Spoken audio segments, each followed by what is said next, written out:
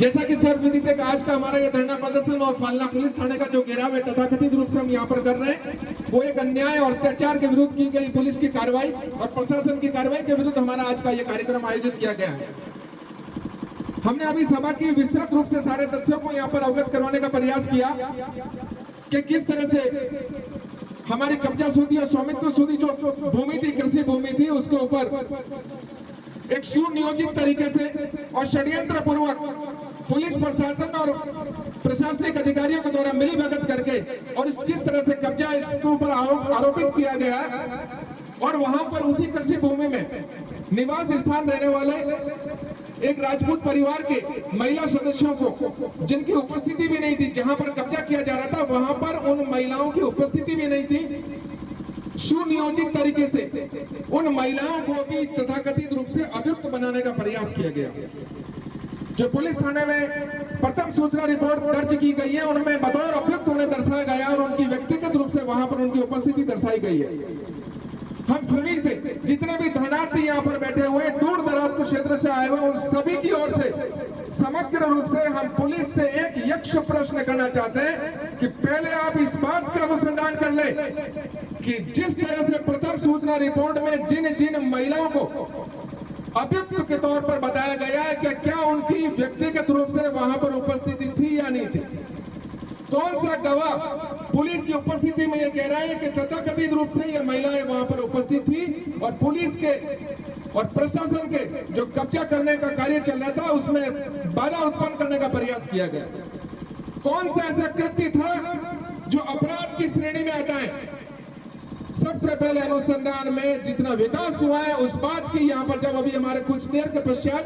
हमारी पुलिस अधिकारियों के साथ में बातचीत हुए तो इस बात के ऊपर आप मनन कर ले। पहले हमें इस बात का पुरजोर तरीके से आपको जवाब देना पड़ेगा कि वो महिलाएं क्या जिस समय कब्जा किया जा रहा था उन्होंने वहां पर बाधा उत्पन्न करने के लिए कोई प्रयास किया या ऐसा कोई कृत्य किया जो भारतीय दंड संहिता की किसी भी धारा के अंदर अपराध की श्रेणी में आता है।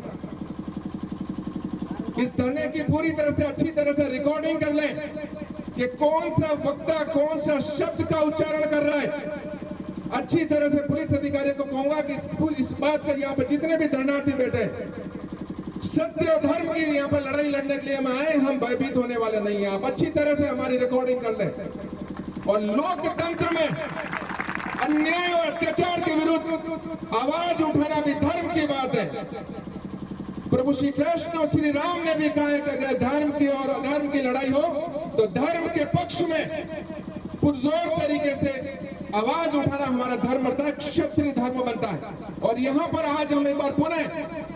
जिस तरह से तथाकथित रूप से अत्याचार करने का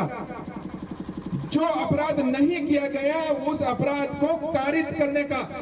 अनुसंधान के माध्यम से और उसको एक कानूनी जमा बनाने का प्रयास किया जा रहा है, उसको पुरजोर तरीके से हम प्रयत्न करते हैं। जिस तहसीलदार ने जो आदेश प्रदान किया इस कब्जादारी को, सबसे पहले तो हम उसे उस प्रश्न पूछना चाहते हैं कि आपके पास में कौन सा ऐसा दस्तावेजी साक्ष्य था कि जिससे आप इस निर्णय पर पहुंचे कि यहां पर कब्जा करना पड़ेगा। उसके पश्चात संबंधित पुलिस थाना की तरफ से जो पुलिस अधिकारी और पुलिस कर्मी मौके पर गए, क्या आपके पास में ऐसा कोई दस्तावेजी साक्ष्य है जिससे आपने ये निर्णय लिया कि ये कब्जा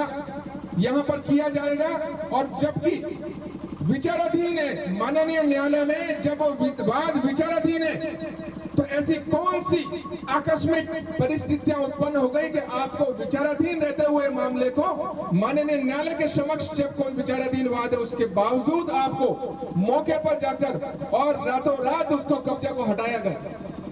और कब्जे को हटाया नहीं गया, जैसा कि मैंने अभी आपको बताया कि वहां पर जो परिवार रहता है वो निवास स्थान करता है, उनकी महिलाओं को वहां पर उनको अभियुक्त बनाने का प्रयास किया। जो तथ्य हमारी जानकारी में उसके अनुसार उनमें से एक महिला का कैंसर का इलाज चल रहा था और वो इलाजरत थी अस्पताल के अंदर। वो साक्ष्य भी हम अनुसंधान अधिकारी को संप्रेषित करने का प्रयास करेंगे और पुरजोर तरीके से इस बात को गलत साबित करेंगे कि ये जो नाम लिखा हुआ है ये गलत लिखा हुआ है। दूसरी एक जो महिला है वो अपने ससुराल में थी, वो वहां पर उपलब्धि नहीं थी, और बाकी की जो 2 महिलाएं हैं वो अपने घर में निवास थी। प्रश्न ये है कि अपने घर में उस समय उपस्थित रहना अपराध नहीं है। अपराध केवल मात्र यह कि पुलिस की जो कार्रवाई चल रही थी उसमें अवरोध या बाधा उत्पन्न करना अपराध है।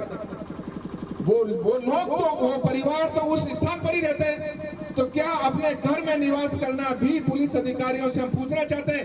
हम प्रशासन से पूछना चाहते हैं कि क्या ये बताए कि कोई व्यक्ति अपने घर में निवास करता है तो क्या भी वो आपराधिक कृत्य है या नहीं है। और आज का हमारा ये आंदोलन प्रथम दिन है। अभी जब हमारे वरिष्ठ सदस्यगण यहाँ पर ज्ञापन देंगे, जिनको भी आपके पुलिस के वरिष्ठ अधिकारियों को बुलाना है, जिनको भी प्रशासनिक अधिकारियों को बुलाना है, आप पुलिस थाना फालना में उनको आप फोन के माध्यम से सूचित कर दीजिए। जिनको बातचीत करने, आप ये मत कहना हमारे उस समय के साथ ये मेरे अधिकार क्षेत्र से बाहर की बात है। आप अपने वरिष्ठ अधिकारियों को वायरलेस कर दीजिए कि दंडार्थी पुलिस